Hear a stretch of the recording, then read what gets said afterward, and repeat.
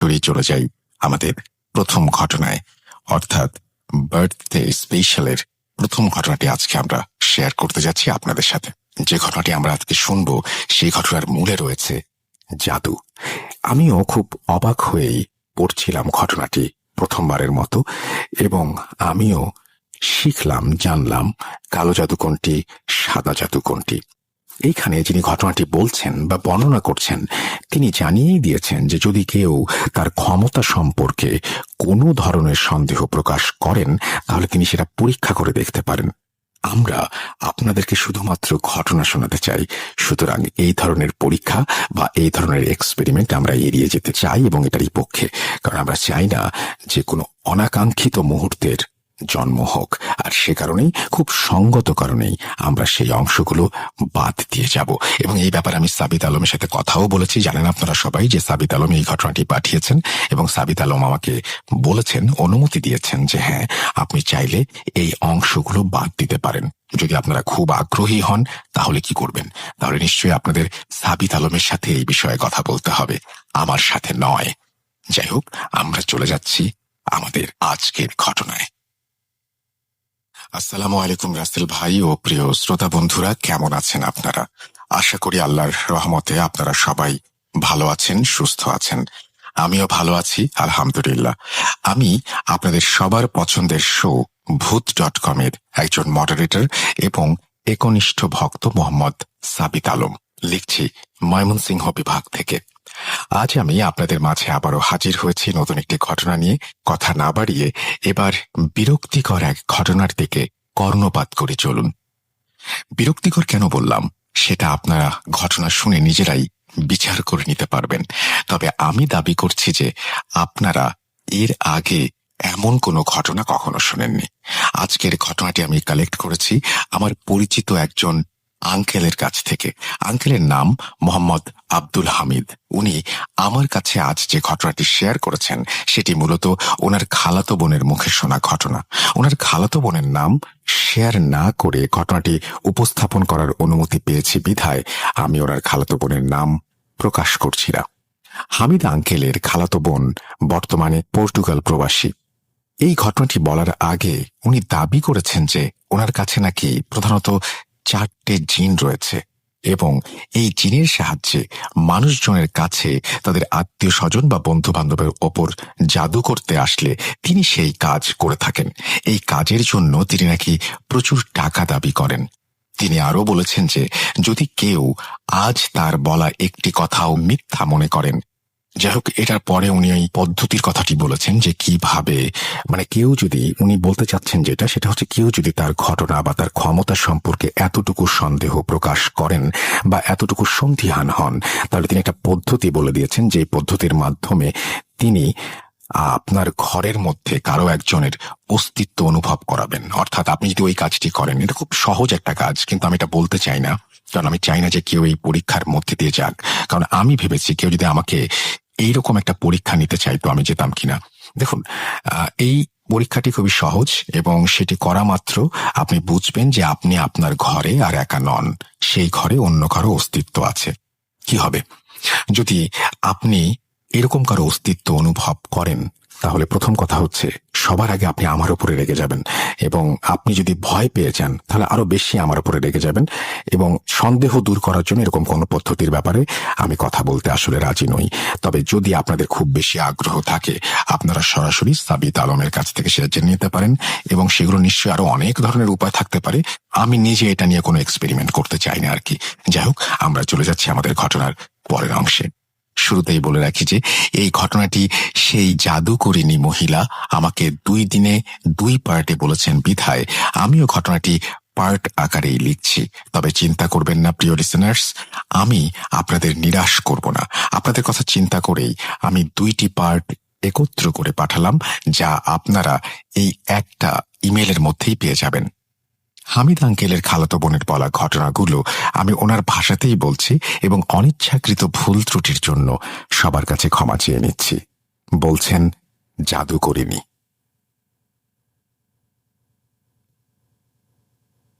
আমি তোমাদের শোয়ের ঘটনাগুলো অনেক শুনি, এবং পছন্দও করি, বিশেষ করে কালো জাদুর ঘটনাগুলো। এমন একটা ঘটনা ছিল যেখানে একজন কবিরাজের কাছে জিন থাকত, কিন্তু তাদের বশে আনার চেষ্টায় কবিরাজের মৃত্যু হয়েছিল। কবে শুনেছিলাম মনে নেই। যাই হোক, আমি জানি কিভাবে আর কি করলে এই জিনদের নিয়ন্ত্রণ করা যায়। শুরুতেই বলে রাখি যে আমার কাছে প্রধানত 4টি জিন রয়েছে। এখন চলো তোমাকে সেই সময় নিয়ে যাই, যেই সময়ের কথা শুনলে তুমি নিজেই বুঝতে পারবে যে কিভাবে এই ঘটনার প্রথম সূত্রপাত ঘটল, আর কিভাবেই এই জিনদের নিয়ন্ত্রণ করা শিখলাম আমি, এবং এখন আমি তাদের সাথে কিভাবে কাজ করে থাকি। আজ থেকে প্রায় 40 থেকে 45 বছর আগের কথা। আমি তখন 10 বছর বয়সী একজন কিশোরী ছিলাম। আমি ছোট থেকেই দেখতাম আমাদের বাড়িতে অনেক মানুষের ভিড়। নানান জায়গা থেকে নানান ধরনের মানুষ আসতো এবং আমার দাদার কাছ থেকে চিকিৎসা নিয়ে যেত। কেউই খালি হাতে ফিরত না। আমার দাদা ছিলেন একজন ইসলামী চিকিৎসক, ঝাড়ফুঁক যাকে বলে আর কি। ছোটবেলা থেকেই আমি এসব দেখেই মুগ্ধ হয়ে যেতাম। আমি দেখতাম যে কিভাবে বিভিন্ন বয়সের লোকেরা এসে আমার দাদার হাতে চুমু খেত এবং টাকা দিত। আমারও ইচ্ছা ছিল যে আমি বড় হয়ে দাদার মতো হব, যেন লোকেরা আমাকেও দাদার মতোই সম্মান করে। আমার আরও একটি ইচ্ছে ছিল যে আমিও দাদার মতো টাকা আর ক্ষমতা লাভ করব। মানুষের লোভ করাটা আসলে স্বাভাবিক, সেটা সঠিকভাবেই হোক বা ভুলভাবেই হোক। যখন আমি তরুণী হয়ে 19-এর কোটায় পৌঁছালাম, তখন জানতে পারলাম আমার বাবার কাছেও আমার দাদার মতো একই রকম জিনের ক্ষমতা আছে এবং তিনি এই জিনদের মাধ্যমে মানুষের সমস্যার সমাধান করে থাকেন। এই বিষয়ে জানতে পেরে আমার আগ্রহ যেন আরও বেড়ে গেল এবং মনে হলো যে এই বিদ্যা আমাকে শিখতেই হবে। আমার দাদা তখন মরহুম হয়েছেন। যখন আমি আমার এই আগ্রহের কথা আমার বাবাকে বললাম, শুরুতেই তিনি আমাকে নানানভাবে নিষেধ করলেন। বাবা আমাকে বলতেন, হাম্মু, এই বিদ্যায় অনেক বড় পরীক্ষার সম্মুখীন হতে হয়। তুমি এর মধ্যে ভালো কাজও করতে পারবে, আবার ভুল কাজও করতে পারবে। আমি কিভাবে বুঝবো যে তুমি শুধু ভালো কাজই করবে, খারাপ কাজ করবে না? আমি বাবাকে নানানভাবে বুঝিয়ে প্রতিজ্ঞা করেছিলাম আমি সব সময় মানুষের সেবা করার জন্য এই জ্ঞান ব্যবহার করব, অন্যথায় না। আমার এই প্রতিজ্ঞার উপর ভিত্তি করেই আমি আমার বাবার কাছ থেকে এই ক্ষমতা উত্তরাধিকার সূত্রে পেয়েছি এবং সেই জিনগুলোও আমাকে উত্তরাধিকার হিসেবে মেনে নিয়েছে। প্রথম দিকে আমি এই জ্ঞানকে মানুষের উপকার করার কাজের জন্য ব্যবহার করতাম।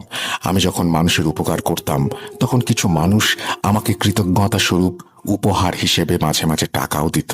কিন্তু ধীরে ধীরে এমন কিছু লোক আসা শুরু করলো যারা তাদের খারাপ কাজ করার জন্য আমাকে অনেক বড় অঙ্কের টাকা দেওয়ার প্রস্তাব করে। এই অবস্থা দেখে আমারও লোভ হয়ে গেল, কারণ ভালো কাজ করে আমি যেই টাকা এক মাসে উপার্জন করতাম, সেই পরিমাণ বা তার চেয়ে বেশি টাকা আমি একবারে কারো ক্ষতি করার জন্য পেয়ে যাচ্ছিলাম। আমি শুরু করলাম আমার জিনদের মাধ্যমে ক্ষতি করা, যাকে বলে কালো জাদুবিদ্যা। এই কাজ করতে করতে আমার লোভ যেন আরো বাড়তে লাগলো। যারা হালাল কাজ করার জন্য আমার কাছে আসতেন, তাদের সংখ্যা আস্তে আস্তে কমতে শুরু করলো, আর যারা কালো জাদুর কাজ করানোর জন্য আমার কাছে আসতেন, তাদের সংখ্যা ধীরে ধীরে বাড়তে লাগলো। বাবা, তোমার জ্ঞানের জন্য আর একটা কথা বলি। কালো জাদু আর সাদা জাদু আসলে আলাদা জিনিস নয়। তুমি যদি কোনো জিনকে নিয়ন্ত্রণ করে তাকে দিয়ে খারাপ কাজ করাও, মানুষের ক্ষতি করাও, তখন সেটাকে কালো জাদু বলা হয়। আর যদি সেই একই জ্ঞান দিয়ে তুমি মানুষের জন্য ভালো কাজ করো, তাহলে সেটাকে নুরানি জ্ঞান বা সাদা জাদু বলে। যেমন তুমি একজন মানুষের হাতে একটি বন্দুক দিলে, এখন যদি সে ব্যাংক ডাকাতি করে তাহলে তাকে ডাকাত বলা যাবে। কিন্তু এবার যদি সেই বন্দুকটাই একজন মানুষকে দেয়া হয় যে ব্যাংকের নিরাপত্তায় আছে, তাহলে সে সিকিউরিটি গার্ড হিসেবে গণ্য হবে। এখন আমার কথা বোঝো, এখানে বন্দুক কিন্তু একটাই, কিন্তু যার উদ্দেশ্য খারাপ সে ডাকাত, আর যার উদ্দেশ্য ভালো সে সিকিউরিটি গার্ড। আমাদের জাদু জগতেও আসলে এই একই নিয়ম। এই 4টি জিন যারা আমার সাথে আমার অধীনস্থ অবস্থায় আছে, তারা আমার প্রতিটি আদেশ মানতে বাধ্য, কারণ যদি তারা আমার কোনো আদেশ মানতে অস্বীকার করে, তাহলে আমি 1 সেকেন্ডের মধ্যে তাদের পুড়িয়ে ফেলতে পারি। আর এই বিদ্যা আমি অর্জন করেছি আমার মরহুম আব্বাজানের কাছ থেকে। এখন আমি তোমায় সেই সব ঘটনার কথা বলছি যেসব ঘটনায় এই জিনদের মাধ্যমে আমি অনেক মানুষের জীবন নষ্ট করেছি। তুমি এখন আমাকে কিছু প্রশ্ন করতেই পারো। 1, এই ক্ষমতা আমার কাছে কিভাবে এলো? 2, এই জিনরা কোন রূপে আমার কাছে আসে? 3, আমি কি তাদের আসল রূপ দেখেছি কিনা? কিন্তু এসব প্রশ্নের উত্তর আমি তোমাকে আলাদাভাবে কোনো এক সময় দিয়ে দেব, যা তুমি ভূত.কমে শেয়ার করতে পারবে না। আজ আমি যে বিষয়টির দিকে ফোকাস করতে চাচ্ছি সেটি হচ্ছে সেই সব ঘটনা যেগুলো শুনে তোমার গায়ের লোম দাঁড়িয়ে যেতে বাধ্য। বলছি শোনো। যখন আমার এই কালো জাদুর কাজ শুরু হলো, তখন হঠাৎ করেই মানুষজন খারাপ কাজ করাতে আমার কাছে হাজির হতে শুরু করলো। আস্তে আস্তে আমি জাদুকরিনী নামে পরিচিত হলাম। এলাকার মওলানা আমার বিরুদ্ধে ফতোয়া দিতে শুরু করলেন এবং এলাকার অনেক লোকজন আমার শত্রু হতে শুরু করলেন। সেই মওলানার ফতোয়ার পর আমার জীবনের ওপর কিছু বিপদ এসে পড়ল। তাই একরকম বাধ্য হয়ে আমাকে পর্তুগালে শিফট করতে হলো। বাবা, আমার কাছে যে জ্ঞান আছে সেটা আমি পৃথিবীর যে কোনো প্রান্তে বসে তোমার ওপর প্রয়োগ করতে পারি। কি যেন বলছিলাম? হ্যাঁ, আমি বলছিলাম যে আমি যখন পর্তুগালে শিফট করলাম, অর্থাৎ মুভ করলাম, তখন মানুষ সেখানে আমার কাজের জন্য আস্তে আস্তে আমাকে চিনতে শুরু করলো। তারা আমার জ্ঞানের দ্বারা ভালোভাবেই প্রভাবিত হচ্ছিল এবং নিজেদের কাজের জন্য আমার কাছে প্রতিনিয়ত এসে ভিড় জমাচ্ছিল। বাংলাদেশের মানুষের মাঝে যে হিংসা বিদ্যমান রয়েছে তার অতি সামান্য অংশই অন্য দেশের মানুষের মধ্যেও আছে। কেউ আমার কাছে তার শাশুড়িকে মেরে ফেলার জন্য আসতো, কেউ শাশুড়ি তার বউকে নিয়ে আসতো, আর কেউ বা কোনো ব্যবসায়িক ব্যাপারে সাহায্য চাইতো। আর বিশ্বাস করো, মানুষ আসলে ভেতর থেকে অনেকটাই আলাদা, চেহারা দেখে বোঝার উপায় নেই। আমি জানি তোমরা আমাকে অনেকে ধিক্কার জানাবে, এরকম কাজ করি আমি সেই জন্য। কিন্তু এটা মনে রেখো যে যারা আমার কাছে কালো জাদু করানোর জন্য আসে তারাও কিন্তু তোমাদেরই মতো মানুষ। চলো ঘটনায় চাই।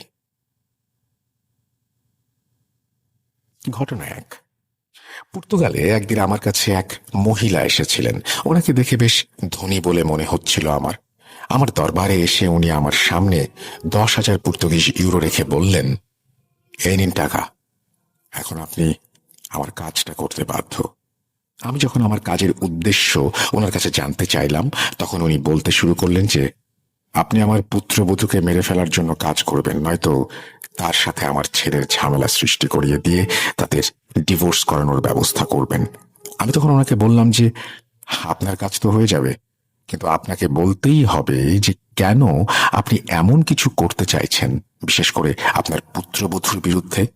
উনি বললেন, আমার ছেলে আমার ইচ্ছার বিরুদ্ধে গিয়ে বিয়ে করেছে, আর যে বেহায়াকে সে বিয়ে করে এনেছে তাকে আমার একেবারেই পছন্দ নয়। সে একজন গোল্ড ডিগার, তাকে আমার ছেলের জীবনে আমি আর দেখতে চাই না।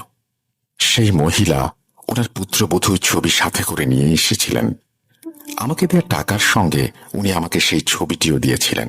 আমি তৎক্ষণাৎ মারুকে এই কাজে লাগিয়ে দিয়েছিলাম এবং বলেছিলাম যে যত তাড়াতাড়ি সম্ভব কাজটা যেন হয়ে যায়। ওই মহিলার পুত্রবধূ ছিল একজন চরম মাত্রার নামাজি মহিলা। প্রথমে আমি তার নামাজ বন্ধ করালাম। তার জন্য আমি যে পদ্ধতিটি অবলম্বন করেছিলাম সেটি ছিল ওয়াসওয়াসা। আগে আমি মারুর মাধ্যমে তাকে ওয়াসওয়াসা দিতে শুরু করলাম। তারপর পাকি নাপাকি নিয়ে তার মাথায় এক কনফিউশন তৈরি করলাম। সে প্রথমে 1 ওয়াক্ত নামাজ পড়া ছেড়ে দিল, তারপর 2 ওয়াক্ত। ঠিক যখনই তার ঈমান দুর্বল হতে লাগলো, আমি তখনই তার ওপর প্রভাব বিস্তার করতে শুরু করলাম। যখন দেখলাম তার ঈমান একেবারেই দুর্বল হয়ে গেছে, তখন আমার পরবর্তী কাজ শুরু হলো। পরবর্তী কাজের জন্য তার কাপড়ের প্রয়োজন ছিল আমার, যেটার ওপর আমি জাদু করতে চেয়েছিলাম। সেই মহিলা যিনি আমার কাছে কাজের জন্য এসেছিলেন, ওনাকে দিয়েই আমি ওনার পুত্রবধূর কাপড়গুলো আনিয়েছিলাম। তারপর আমি সেই কাপড়গুলো একটি কবরে দাফন করলাম। যখন ওই কাপড়গুলো কবরে দাফন করা হলো, তখন সেই পুত্রবধূর মনে নিজের স্বামীর প্রতি ঘৃণা কাজ করতে শুরু করলো, যা দিনে দিনে বেড়েই যাচ্ছিল। হঠাৎ করে তার স্বামী তার কাছে খুবই বিরক্তিকর হতে শুরু করলো, আর তার মনে হতে লাগলো যে স্বামীর মাঝে অনেক কমতি বিদ্যমান। আস্তে আস্তে দেখা গেল যে ওই মেয়েটা সব সময় তার স্বামীর সাথে ঝগড়া করত আর তার উপরে প্রচন্ড রকমের সন্দেহ করত। এই ঝগড়া বিবাদ এতটাই বেড়ে গিয়েছিল যে শেষ পর্যন্ত তাদের ডিভোর্সের মতো অবস্থা হয়ে গেল। তাদের মধ্যে ঘৃণা এতটাই বেড়ে গিয়েছিল যে তারা একে অপরকে মারধর অব্দি করতে শুরু করেছিল। শুনেছি যে তাদের বাড়িতে অনেকবার পুলিশও আসতে বাধ্য হয়েছিল। এরপর ফাইনালি যখন ছেলেটা তার স্ত্রীকে ডিভোর্স দিল, তখন তার মা আমার কাছে মিষ্টির একটা ডিব্বা নিয়ে এলো এবং আমাকে আরো কিছু টাকা ইনামি হিসেবে দিলেন। ঘটনা 2। একদিন বাংলাদেশ থেকে আমার কাছে একটি ফোন এলো। যিনি ফোন করেছিলেন তিনি ছিলেন আমার পূর্ব পরিচিত। ওনারা একটা ভাড়া বাড়িতে থাকতেন।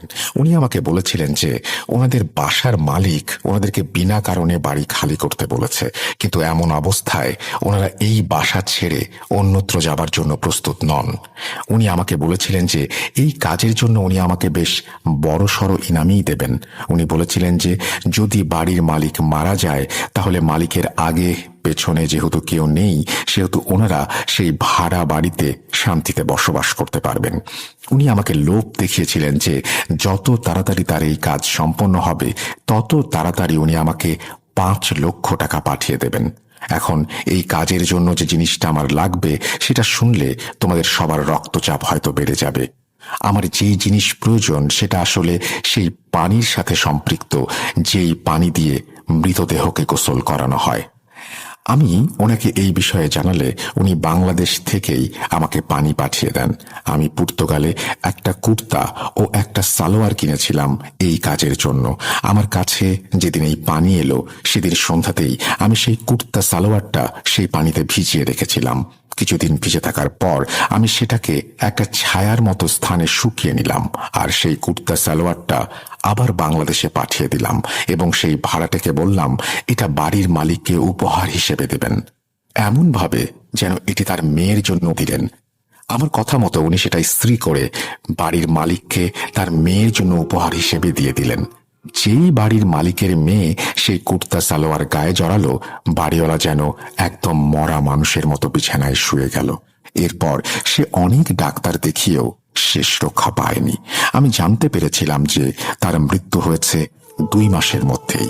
আমার কাজ শেষ হবার 1 সপ্তাহ পরেই সেই ভাড়াটে আমাকে 5 লাখ টাকা পাঠিয়ে দিলেন।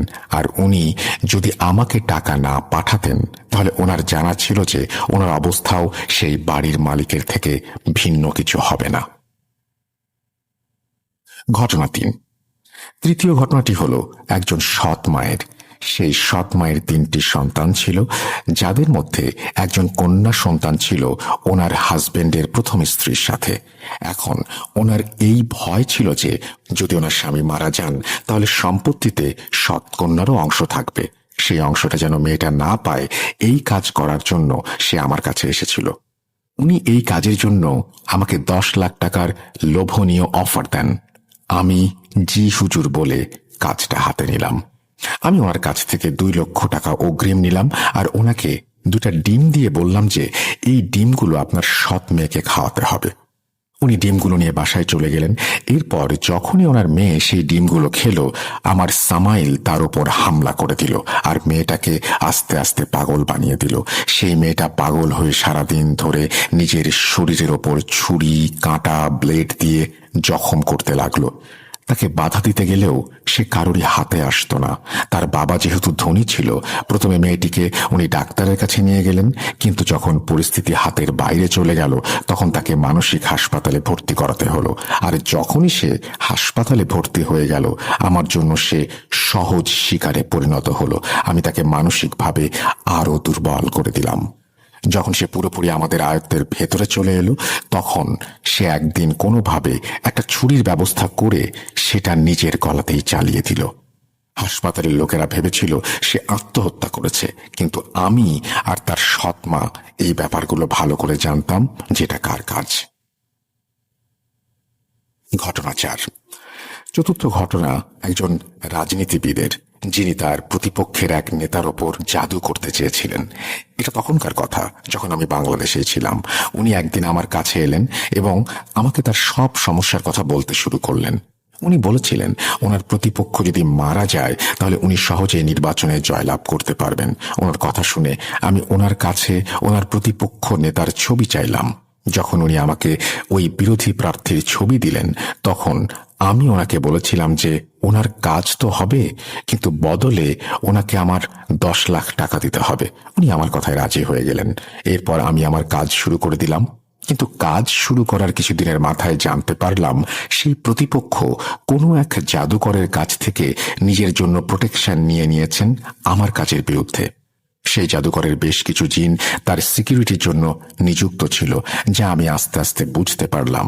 আমার জিন যখন তাদের ওপর আক্রমণ করলো তখন বেশ ভালোই সংঘর্ষ হলো তাদের মাঝে।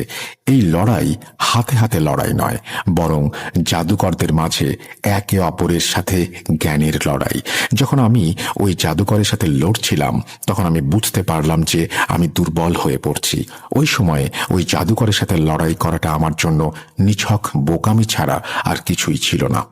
আমার নিজের জীবন বিপদের মুখে পড়ে যাচ্ছিল বলে আমার মনে হচ্ছিল। তখন আমি সেই রাজনীতিবিদকে একদিন আমার কাছে ডেকে বললাম, এই কাজটা খুব বেশি কঠিন, এখন আমার 10 লাখ টাকা নয় বরং 20 লাখ টাকা লাগবে।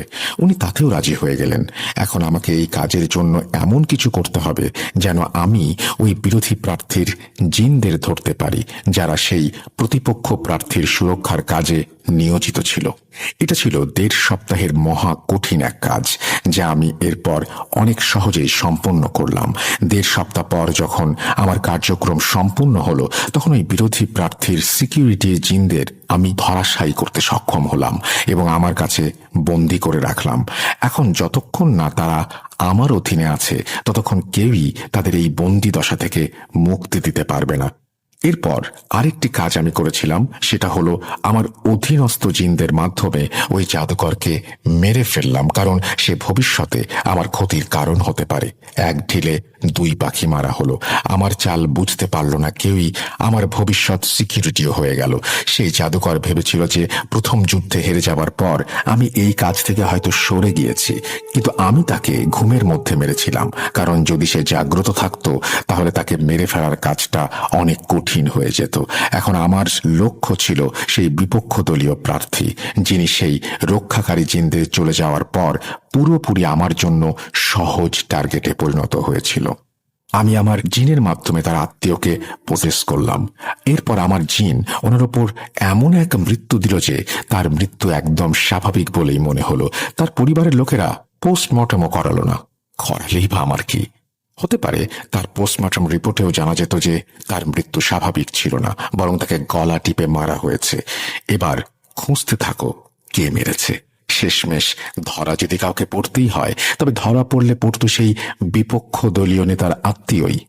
এটা ছিল সেই ঘটনা যার পর আমি পর্তুগালে যেতে বাধ্য হয়েছিলাম, কারণ সেখানকার পরিস্থিতি আস্তে আস্তে খারাপ হতে শুরু করেছিল এবং এও সম্ভব ছিল যে আমাকে ধরে ফেলতে পারত মানুষ।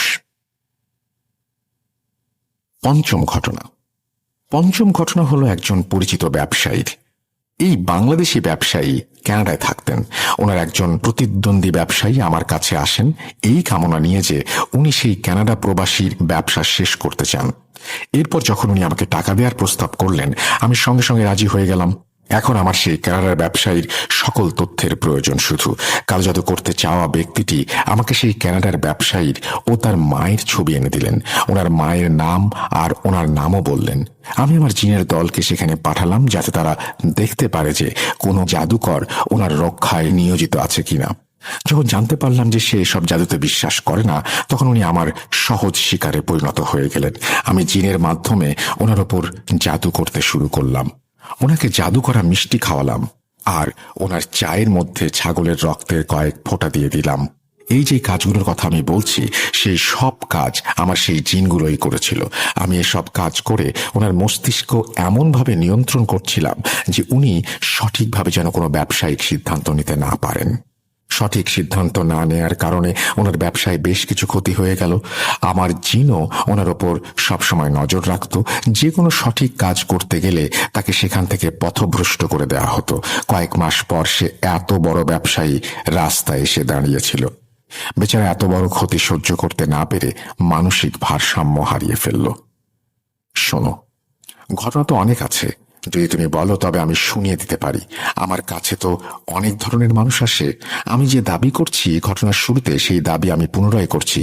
যদি তোমাদের বা তোমাদের শ্রোতাদের আমার দাবি মানতে অস্বীকৃতি থাকে, বা যদি মনে করো যে সব ঘটনা ভুয়া, তাহলে একটা কাজ করো। যদি তোমাদের মধ্যে কেউ আমাকে পরীক্ষা করতে চাও, আগেই বলেছিলাম, এখানে তিনি আবারও বলেছেন যে যদি আপনি সন্দিহান হন, এরপরে তিনি যেটা বলেছেন সেই পদ্ধতির কথা, তিনি আপনাকে বিশ্বাস করাতে সক্ষম যে এই পদ্ধতির মাধ্যমে আপনি আসলেই আর সন্দেহ রাখবেন না। যাই হোক, আমি সেটা স্কিপ করে গেলাম। এই জাদুকরণী মহিলা সেদিনের মতো ওনার ঘটনা শেষ করলেন। প্রিয় লিসেনার্স, কি ভাবছেন? ঘটনা শেষ? হ্যাঁ, শেষ। তবে অর্ধেক, বাকি অর্ধেক শুনবেন না? যেমনটা আমি ঘটনার শুরুতে বলেছিলাম যে আমি এবার 2 পার্টে একই সাথে বলবো, একই ইমেলে লিখব শুধুমাত্র আপনাদের জন্য, আমি ঠিক তেমনটাই করতে যাচ্ছি।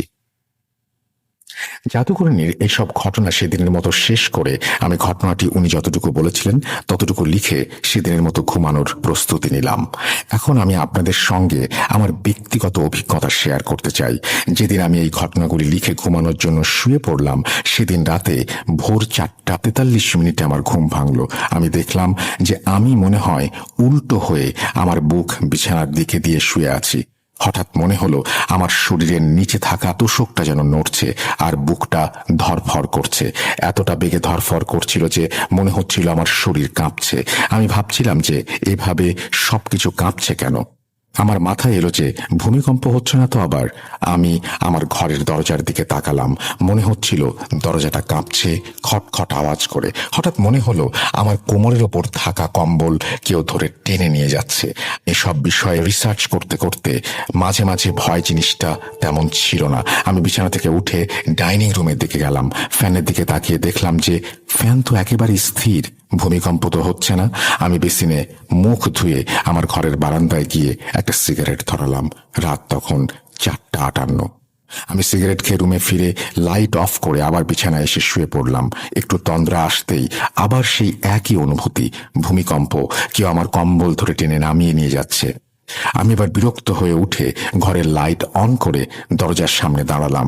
দরজা খুলে আমি বাইরে গিয়ে এমন এক দৃশ্য দেখলাম যা আমার কল্পনার অতীত। আমার ঘরের সামনেই যেন 50-60টা তেলাপোকা উল্টো হয়ে পড়ে আছে। আমি ভেবেছিলাম এগুলো হয়তো মৃত। আমি আমার রুমে এসে দেখি আমার রুমের মেঝেতে এমন আরো 50-60টা তেলাপোকা। বিছানার দিকে তাকিয়ে দেখলাম বিছানার মশারির ওপরেও মৃত তেলাপোকা।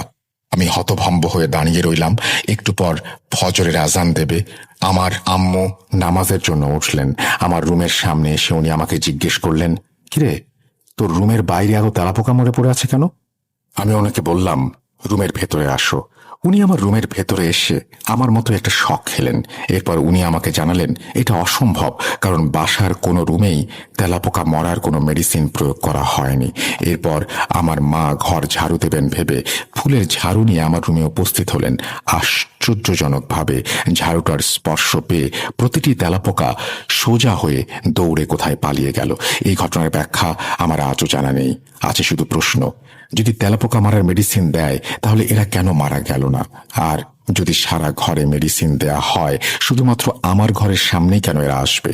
ভূমিকম্প ছাড়া আমার ঘরের দরজা কিভাবে কাঁপলো? তর্কের খাতিরে যদি মেনেও নেই যে এসব নিছকই আমার মনের কল্পনা, তাহলে আমার আম্মু যা দেখলেন সেটা কি সত্যি না? আমি জানি না। এতক্ষণ নিজের ব্যক্তিগত অভিজ্ঞতার কথা কেন শেয়ার করলাম জানেন? শুনুন, জানতে পারবেন। এই ঘটনার প্রথম পর্ব শুনে আপনারা অনেকেই ভাবছেন হয়তো এই ছেলেটা হারামকে প্রমোট করছে। প্রিয় শ্রোতা বন্ধুরা, একটা কথা বলি, আপনারা তো প্রতিদিন নিউজ চ্যানেল দেখেন যেখানে ডাকাতি ও খুন, নানান ধরনের নেগেটিভ খবরও আসে। সেসব নিউজে এটাও বলা হয় কিভাবে ডাকাতি আর খুন করা হয়েছে, এবং এসব নিয়ে মানুষকে সতর্কও করা হয়। এর মানে এই নয় যে তারা ডাকাতি বা খুনকে প্রচার বা প্রমোট করছে, বরং এর উদ্দেশ্য হলো মানুষকে জানানো যে আজকাল এই দুনিয়াতে, এই দেশে কি ঘটে চলেছে। আরেকটা কথা বলি, আপনারা আবার এই ঘটনার প্রথম অংশ শুনতে পারেন, যেখানে এই মহিলা কখনোই এটা দাবি করেননি যে তিনি কালো জাদু করেন। যদিও উনি কালো জাদু শব্দটার ব্যবহার করেছেন, কিন্তু উনি শুরুতেই ক্লিয়ার করেছেন যে উনি জিনদের মাধ্যমে কাজ করে থাকেন।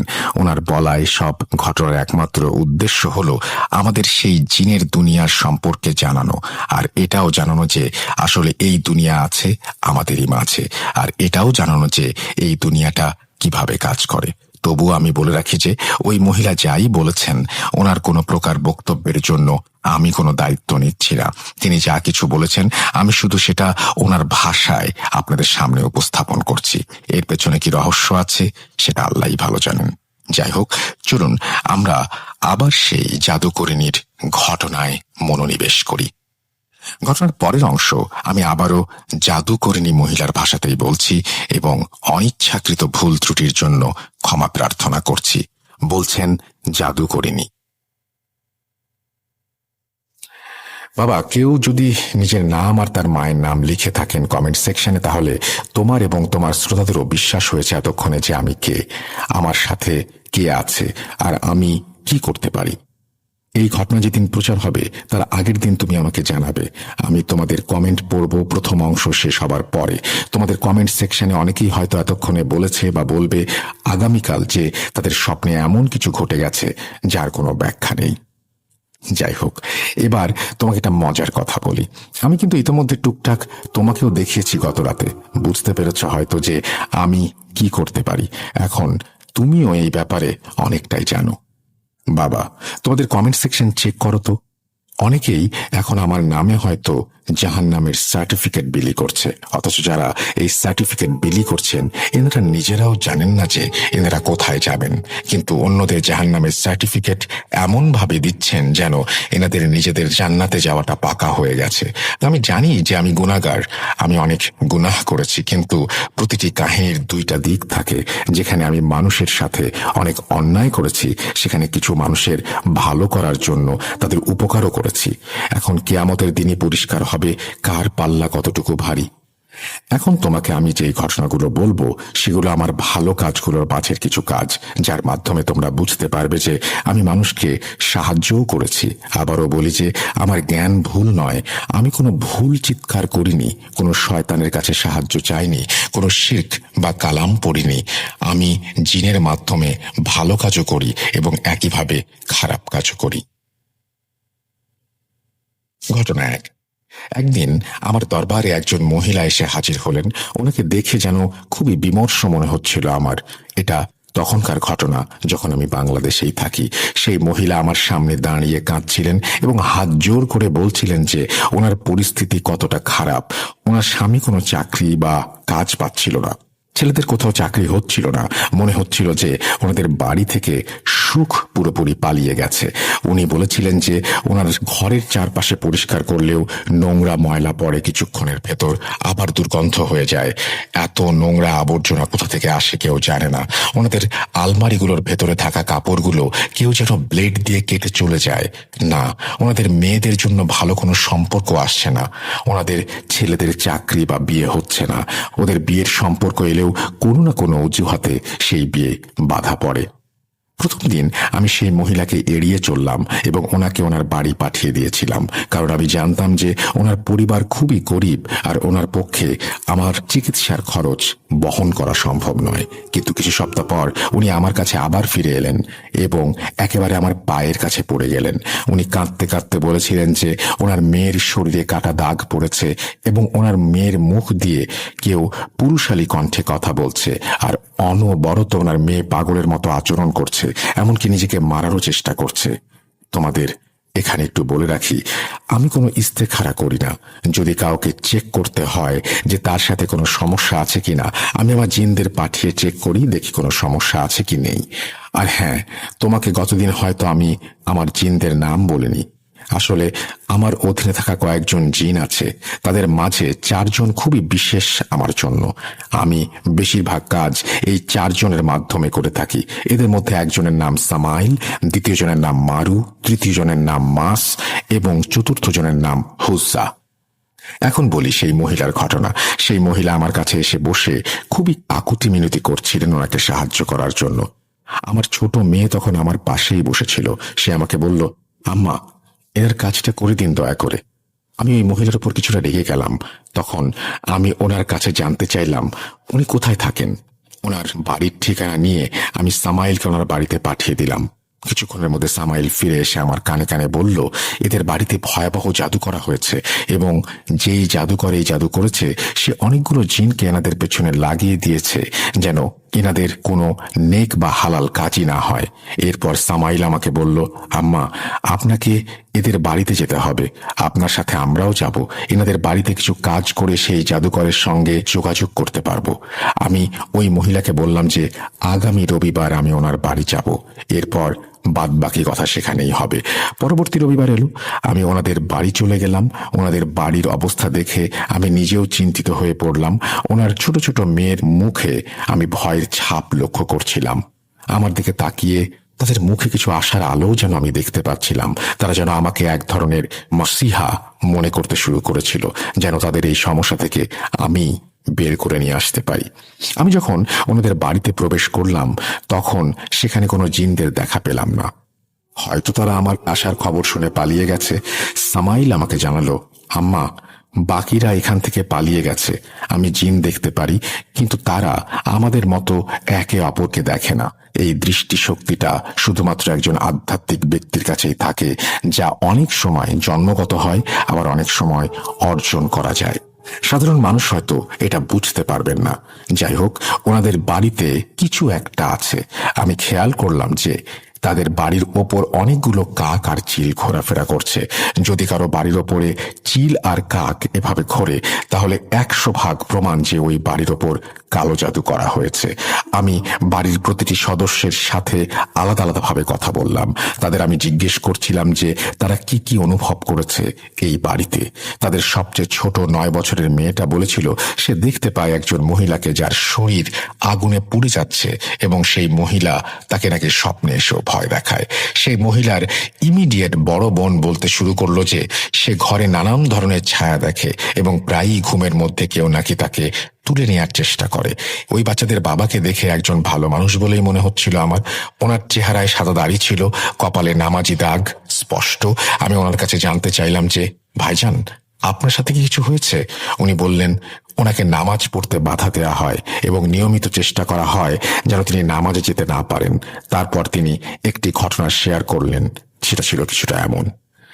এক রাতে তিনি ঈশার নামাজ পড়তে যাচ্ছিলেন। হঠাৎ কেউ ওনাকে এমন জোরে ধাক্কা দিল যে উনি দাঁড়িয়ে দাঁড়িয়ে 6 থেকে 7 ফুট সামনে গিয়ে পড়লেন। ওনার মুখে প্রচুর আঘাত লেগেছিল।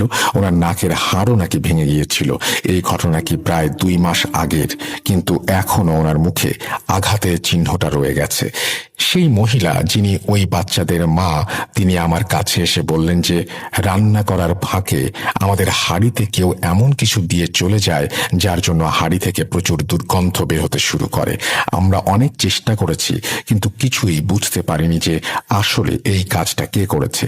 এরপর যখন হাঁড়িতে খিচুড়ি রান্না করা হয় তখন হাঁড়ি থেকে গরুর গোবরের মতন বাজে গন্ধ বের হয়। আমি এসব শুনে ওনার মেয়ের সাথে দেখা করতে চাইলাম, যার শরীরে কাটা দাগ ভেসে উঠেছিল আর যার উপর জিন হাজির হয়েছিল।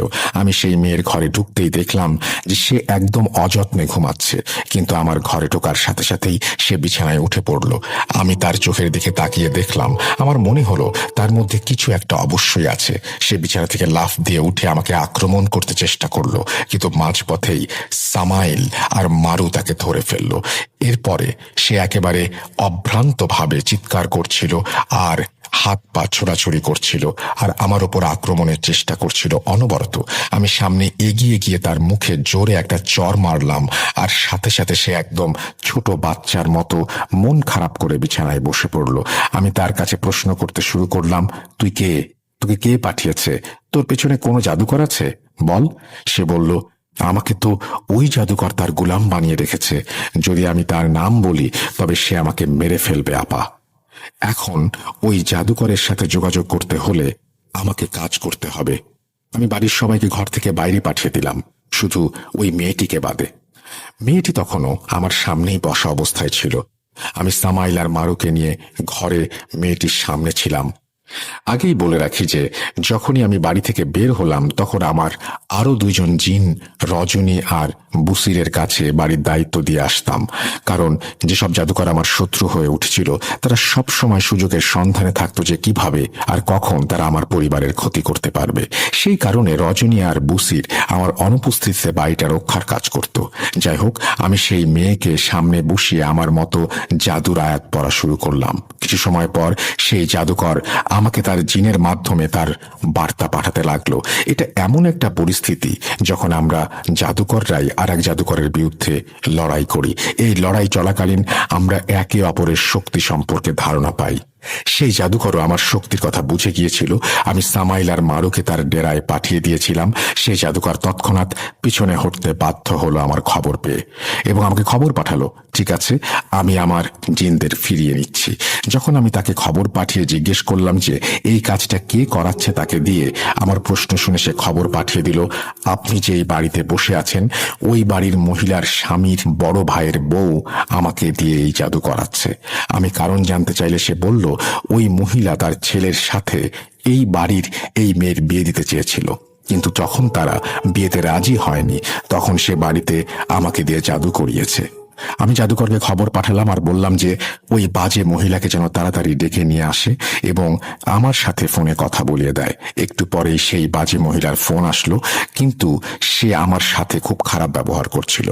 বলছিল যে যদি এই জাদুকর পিছিয়ে যায় তাতে কি হয়েছে, আমি অন্য কাউকে দিয়ে এই জাদু করিয়ে নেব। তার কথা শুনে আমি বুঝে গিয়েছিলাম সে জেদি প্রকৃতির খারাপ ধরনের মানুষ এবং প্রতিশোধের নেশায় পুরোপুরি পাগল হয়ে গেছে। আমি তাকে প্রথমে ভালোভাবে বোঝানোর চেষ্টা করলাম, কিন্তু সে মানল না। এরপর আমি তাকে হুমকি দিয়ে বললাম যে তুই নিজের পরিণতি দেখে নিস, এই বাড়ির সবার কাছে এসে তোকে মাফ চাইতে হবে। এরপর একদিন সেই মহিলা কাপড় শুকাতে ছাদে এসেছিল। আমি আগে থেকেই মারুকে সেখানে ডিউটিতে রেখেছিলাম। মারু সেই মহিলাকে ছাদ থেকে ধাক্কা দিয়ে ফেলে দেয়। আমার নির্দেশ অনুযায়ী ছাদ থেকে পড়ে তার পা ভেঙে গেল। যখন তার পায়ের আঘাত কিছুটা ভালো হলো তখন সে হুইল চেয়ারে তার দেবরের পরিবারের কাছে এসে ক্ষমা চাইল এবং এবার তাদের ওপরে জাদু করানোর জন্য তওবা করল। ঘটনা 2। আরেকটা ঘটনা যে আমি তোমাকে বলবো সেটা হলো পর্তুগালের কোনো এক রয়্যাল ফ্যামিলিকে নিয়ে। একদিন আমি আমার এক মুরিদের কাছ থেকে জানতে পারি যে সেই পরিবারের ওপর নানান রকমের সমস্যা চলছে। ওনারা নাকি অনেক পীর ফকির চিকিৎসক দেখিয়েছেন, কিন্তু কেউই তাদের সমস্যার সমাধান করতে পারেনি। ওনারা আমাকে আমার এক পরিচিত ব্যক্তির মাধ্যমে বার্তা পাঠিয়ে ওনাদের বাড়িতে আসার আমন্ত্রণ জানালেন। বেশ নামি দামি লোক হওয়ার কারণে ওনারা নিজে আমার কাছে আসতে পারলেন না, বিধায় আমি ওনাদের বাড়িতে যাওয়ার আমন্ত্রণ গ্রহণ করলাম। কিন্তু তখন আমি জানতাম না যে ওনাদের সঙ্গে ঠিক কি ধরনের সমস্যা আছে, কারণ ওনারা প্রায় সবকিছু গোপনে রেখেছিলেন। আর আমি চাইলে সামাইল বা মারুকে দিয়ে খোঁজ নেওয়াতে পারতাম, কিন্তু টাকা ছাড়া এই কাজ আমি করবই বা কেন। যাই হোক, আমি যখন ওনাদের বাড়িতে পৌঁছালাম, অথবা বলতে পারো যে ওনাদের প্রাসাদে পৌঁছালাম, তখন দেখলাম ওনাদের পৈতৃক বাড়ির পেছনে একটা বিশাল বড় জঙ্গল ছিল। কিন্তু যেই মুহূর্তে আমি ওনাদের বাড়িতে প্রবেশ করলাম চারিদিকে শুধু জিন আর জিনই দেখতে পেলাম। ওনাদের প্রাসাদের ছাদ থেকে নিচের মাটিতে, গলিতে, দরজার সামনে প্রতিটি জায়গাতেই জিন হাজির ছিল এবং এরা কোনো সাধারণ জিন নয়, বরং আমার মনে হচ্ছিল যে যিনি এই জিনদের এখানে পাহারার দায়িত্বে দিয়েছেন তিনি সাধারণ কোনো জাদুকর নন। এরপর যখন আমি ওনাদের ঘরের ভেতরে প্রবেশ করলাম তখন ওনারা আমাকে খুব উষ্ণ অভ্যর্থনা জানালেন এবং আমাকে সম্মানের সাথে বসালেন এবং খাওয়ালেন। আমি ওনাদের জিজ্ঞেস করলাম, আচ্ছা এবার আপনারা বলুন তো আপনাদের সমস্যাটা কি, কারণ ইতোমধ্যে আপনাদের বাড়িতে আমি যে ভারী পাহারা দেখেছি সেটা মোটেই স্বাভাবিক নয়। ওনারা আমাকে জানালেন যে পরিবারের 2 ছেলের মধ্যে সম্পত্তি নিয়ে অনেক ঝামেলা হচ্ছে। তারপর সেই পরিবারের একজন মহিলা বললেন, আমার স্বামীর ছোট ভাই আমার স্বামীর ওপর জাদু করিয়েছে, অর্থাৎ 2 ভাইয়ের পরিবারের মাঝে যেই পরিবারের ওপর জাদু হয়েছে সেই ভাইয়ের পরিবারই আমাকে এখানে ডেকে পাঠিয়েছে।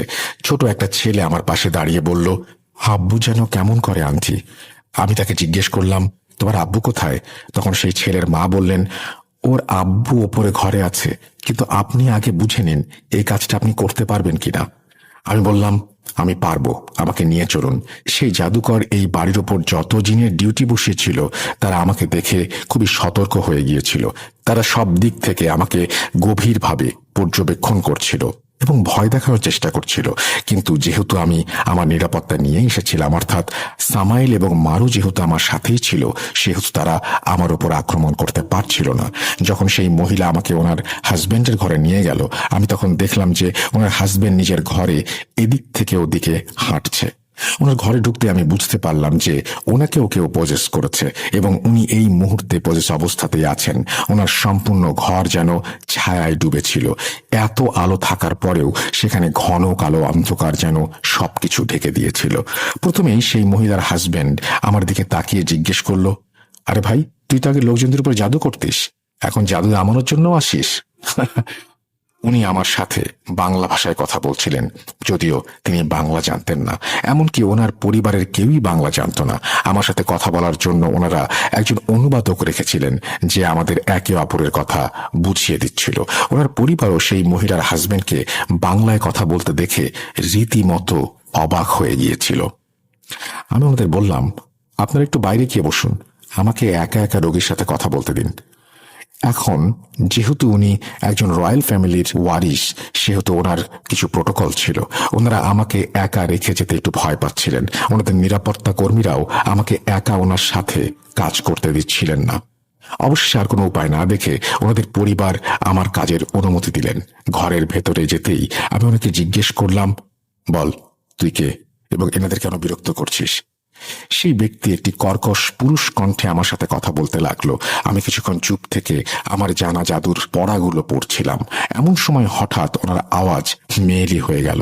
আমি বারবার ওনাকে জিজ্ঞেস করছিলাম যে তাকে এখানে কে পাঠিয়েছে, কি তার নাম, কিন্তু সে আমার কথার উত্তর না দিয়ে আমাকে নিয়ে বিদ্রূপ করছিল।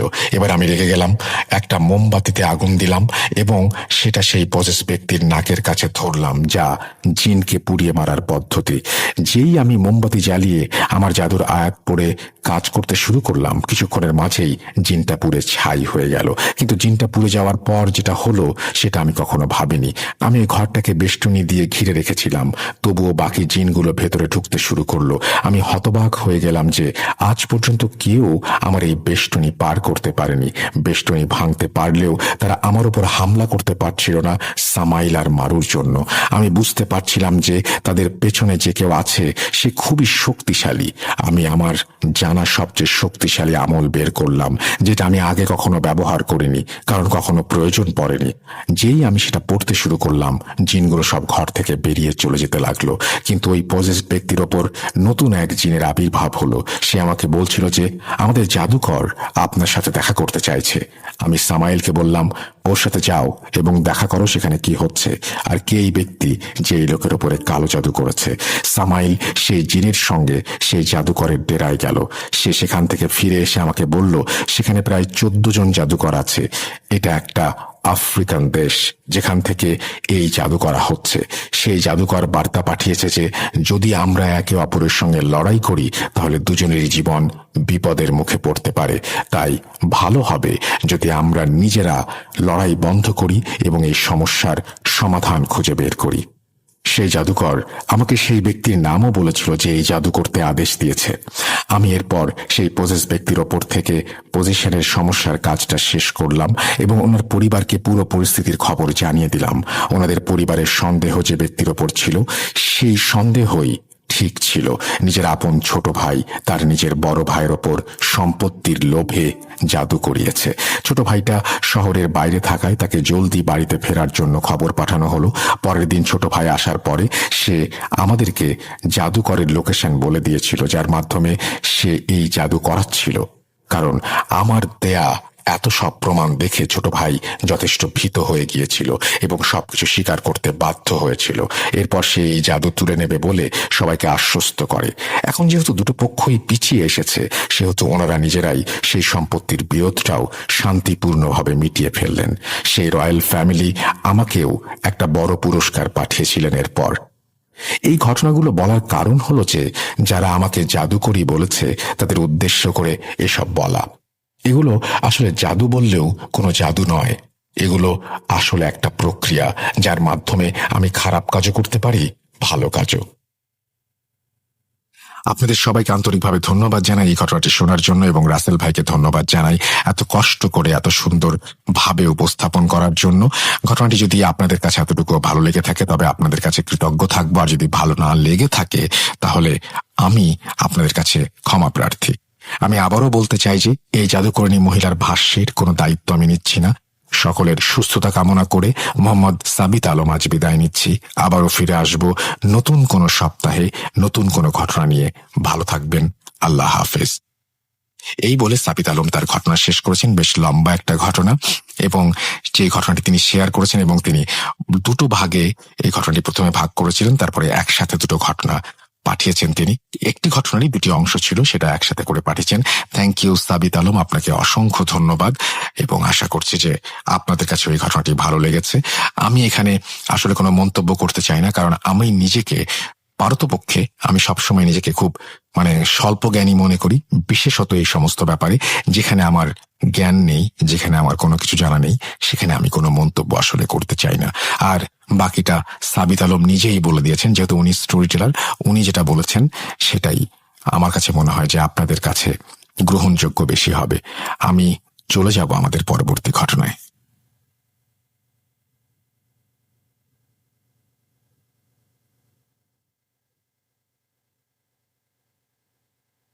আবারও রাতের আধারে ভয়ের রাজ্য ফুঁড়ে ফিরেছি সেই পুরনো সুরে।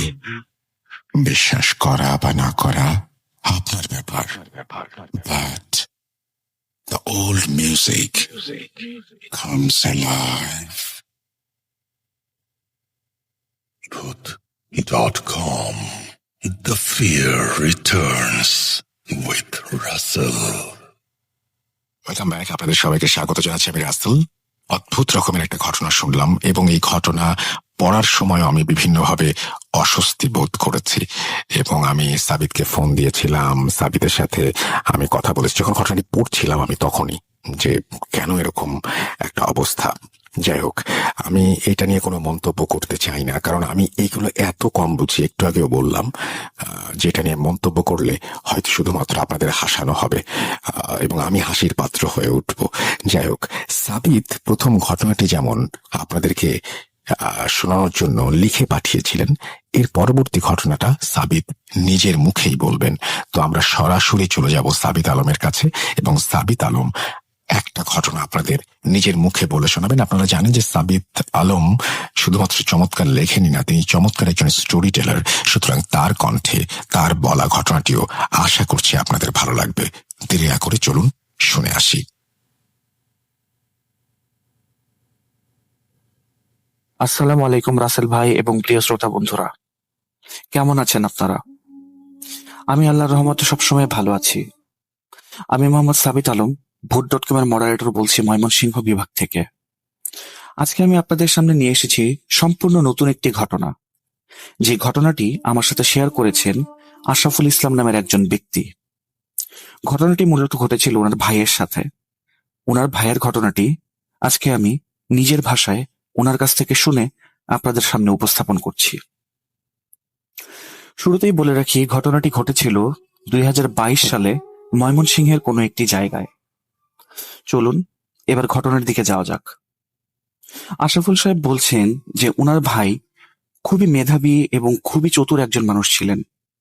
প্যাঁচগোছ ওনার মধ্যে খুব বেশি একটা না থাকলেও উনি মোটামুটি বেশ চতুর ছিলেন।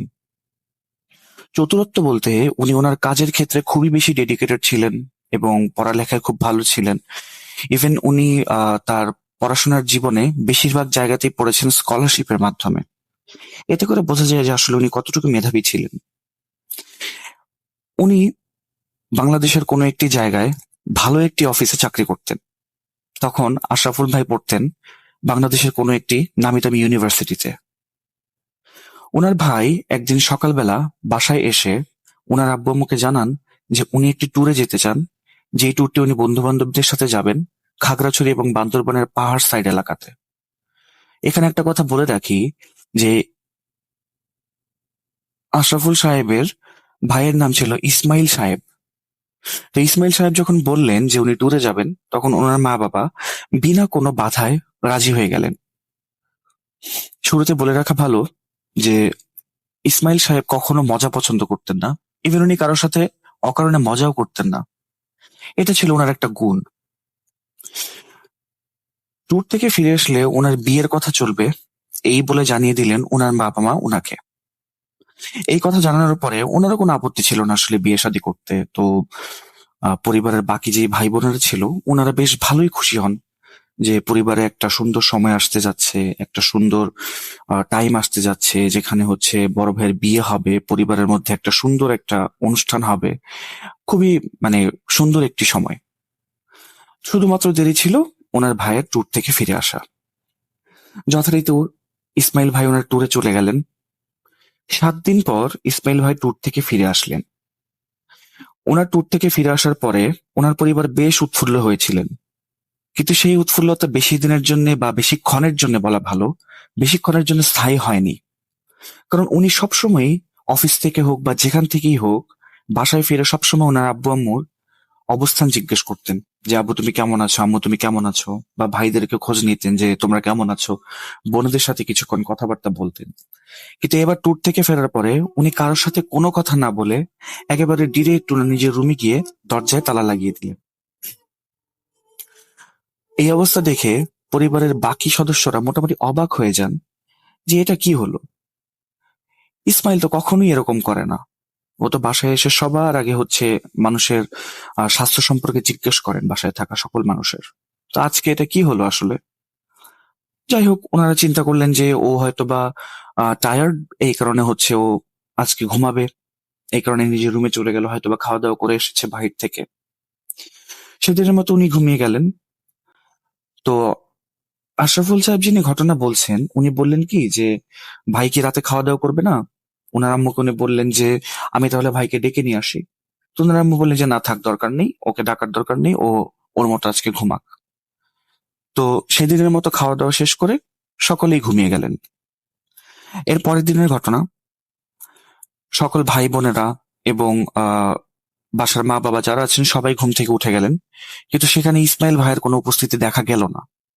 যদিও ইসমাইল ভাই সবার আগে ঘুম থেকে উঠে ফজরের নামাজ আদায় করে উনি শরীর চর্চা করে তারপর অফিসের জন্য প্রস্তুত হন, কিন্তু সেদিন উনি ঘুম থেকে আর ওঠেননি।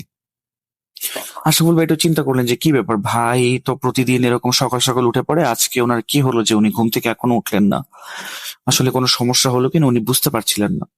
কিন্তু ওনার সিক্স সেন্স ওনাকে বলছিল মনে হয় কোনো একটা সমস্যার মধ্যে ওনার ভাই বর্তমানে আছেন, যেটা আসলে ওনারা নেগলেক্ট করছেন বা পাত্তা দিচ্ছেন না খুব বেশি একটা। যথারীতি চিন্তা ভাবনা বাদ দিয়ে ওনাদের ভাই বোনেরা সকলে মিলে স্কুলে চলে গেলেন, কেউ কলেজে চলে গেলেন। ওনার বাবাও ওনার চাকরি ক্ষেত্রে চলে গেলেন। দুপুর 2টার দিকে যখন আশরাফুল ভাই ফিরলেন বাসায়, তখন উনি দেখলেন যে ওনার ভাইয়ের দরজা তখনও বন্ধ।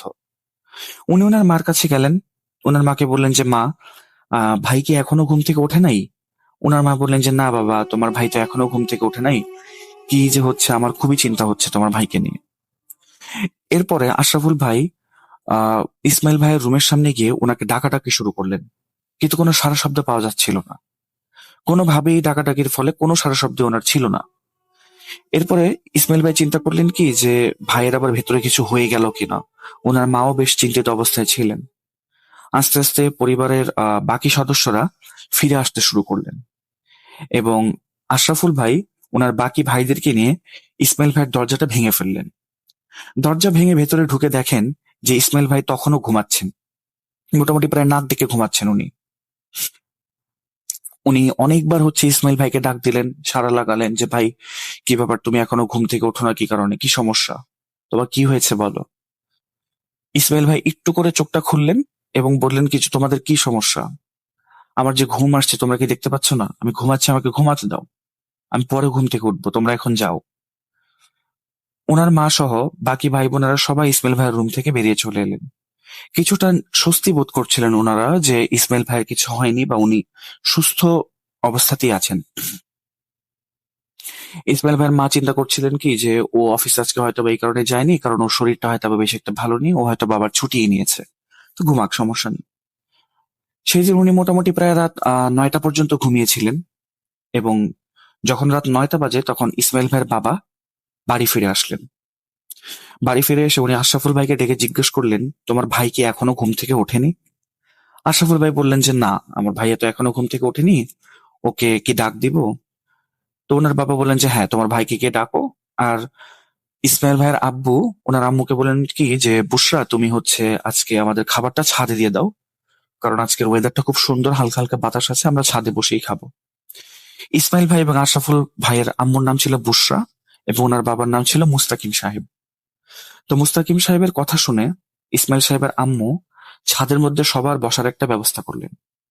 সেই অনুযায়ী খাবার দাবারের ব্যবস্থা করা হলো, একটু একটু করে খাবার দাবার আসছে যখন, তখন মুস্তাকিম সাহেব ওনার ছেলে আশরাফুল সাহেবকে বললেন কি যে, তুমি এবার তোমার ভাইকে ডেকে নিয়ে এসো। তো উনি যখন ওনার ভাইকে ডাকতে গেলেন, ওনার ভাই বললেন কি যে, হ্যাঁ তোমরা যাও, আমি আসছি। 5 মিনিট হয়েছে, ওনারা খাবার দাবার খাচ্ছেন খাচ্ছেন না তখন আর কি খাবার দাবার এসে রেডি খাবার জন্য। মোটামুটি 10 মিনিট পার হয়ে যাওয়ার পরেও কেউ তখনও খাবার খাওয়া শুরু করেননি। ইসমাইল ভাইয়ের জন্য সবাই অপেক্ষা করছিলেন। এরকম টাইমে হঠাৎ করে ওনাদের পেছন থেকে নূপুরের আওয়াজ শোনা গেল, যে কোনো একটা মহিলা মানুষ নূপুর পরে আসছে। আশরাফুল ভাই আমাকে বলেছিলেন যে মহিলা মানুষের সাজসজ্জা বা হচ্ছে পোশাক আদি এগুলো বেশি ওনার খুব বেশি একটা ধারণা ছিল না তখন। পায়ের মধ্যে যে জিনিসটা পরে সেটা যে নূপুর সেটাও উনি জানতেন না। যদি ওনার বোনেরা ছিল, তারপরে উনি হচ্ছে এই বিষয়গুলো সম্পর্কে অবগত ছিলেন না। উনি যখন ওনার বোনকে জিজ্ঞেস করেন যে এটা কিসের শব্দ হচ্ছে, ওনার বোন তখন ভেরিফাই করে বলেন যে এটা নূপুরের শব্দ, যেটা মেয়ে মানুষরা সাধারণত পায়ে পড়ে থাকে। কিছুক্ষণের মধ্যে ওনাদের সামনে একজন মহিলার উপস্থিতি হয়, যাকে ওনারা কেউই চেনেন না।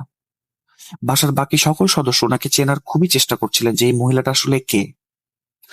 এরপরে যখন ওই মহিলাটার মুখ থেকে একটুখানি কাপড় সরলো, সবার মুখ থেকে যেন একটা চিৎকার বেরিয়ে গেল, আরে এটা তো আমাদের ভাই ইসমাইল, কি বেশভূষা করে এখানে এসেছে সে। ওনারা মোটামুটি প্রায় অবাক হয়ে গিয়েছিলেন ইসমাইল ভাইয়ের এই অবস্থা দেখে। তো ইসমাইল ভাইয়ের বাবা রাগ করে বললেন কি যে, ইসমাইল তুমি এটা কি শুরু করছো? সারাদিন ঘুমাইছো ঠিক আছে বুঝতে পারলাম, কিন্তু তুমি এরকম কাপড় চোপড় কেন পরে আসছো? যাও কাপড় চোপড় চেঞ্জ করে আসো। ইসমাইল ভাই কোনো কথা বলেন না, চুপ করে বসে আছে। এরপরে মুস্তাকিম সাহেব বললেন কি যে, তুমি কি আমার কথা শুনতে পাও নাই? তুমি কাপড় চোপড় চেঞ্জ করে আসো, এটা কিরকম বেশভূষা? ওনার এই কথা শুনে ইসমাইল ভাই খুবই গাঢ় একটি মহিলা কণ্ঠে বললেন কি, মুস্তাকিম সাহেব নিজের কাজে দেখেন, নিজের চরকায় তেল দেন, অন্যদেরকে নিয়ে এত চিন্তা করতে হবে না, আপনি আপনার কাজ করেন। এই কথা বলার পরে মুস্তাকিম সাহেব একদম চুপ হয়ে গেলেন। উনার ছেলের ভয়েস থেকে একটি মহিলা ভয়েসে কথা আসছে, এই জিনিসটা উনি মেনে নিতে পারছিলেন না আসলে। এরপরে যখন উনার আম্মুর দিকে ইসমাইল ভাই তাকালেন, উনি উনার আম্মুকে নাম ধরে ডাকা শুরু করলেন। বললেন কি, বুশরা আমি প্লেট নিয়ে বসে আছি, তুমি কেন খাবার দিচ্ছ না আমাকে? আমাকে খাবার দাও। উনি যখন এরপরে ভয় পেয়ে ইসমাইল সাহেবের আম্মু যখন ওনাকে খাবারটা পরিবেশন করলেন, তখন উনি গোগ্রাসে একে একে সকল খাবার একসাথে খেয়ে নিচ্ছিলেন। মানে বাড়িতে যতজন মানুষ ছিল 5-6 জনের খাবার উনি একাই খেয়ে নিচ্ছিলেন। এবং যখন ওনার মা ওনাকে জিজ্ঞেস করেন যে, ইসমাইল তোমার কি হয়েছে, তখন উনি চেয়ারের মধ্যে নবাবী স্টাইলে পাটা করে উপরের দিকে তুলে বসে হাতটা চেয়ারের পেছনে দিয়ে খুব অহংকারের স্বরে বলল কি, বুশরা এত প্রশ্ন করবা না, তোমাকে যেটা করতে বলেছি তুমি ঠিক সেটাই করো, আমি চাই না তোমাদের কোনো ক্ষতি হোক, আমাকে খাবার দাবার ঠিক মতো খাওয়াও এবং তুমি ভেতরে আসো আমার সাথে, তোমার সাথে গল্প করব। এই কথা বলে ইসমাইল সাহেব ভিতরে চলে গেলেন। ওনার আম্মু তো ভয়ে একেবারে জড়সড় হয়ে গেলেন, উনি ভেতরে আর গেলেন না। সেদিনের মতো ইসমাইল সাহেব ঘুমিয়ে গেলেন। সকালবেলা ভোরবেলা দেখলেন কি সবাই যে ইসমাইল সাহেব ঘুম থেকে উঠে গেছেন, হাত মুখ ধুচ্ছেন এবং তখন ওনাকে খুবই স্বাভাবিক লাগছিল দেখে।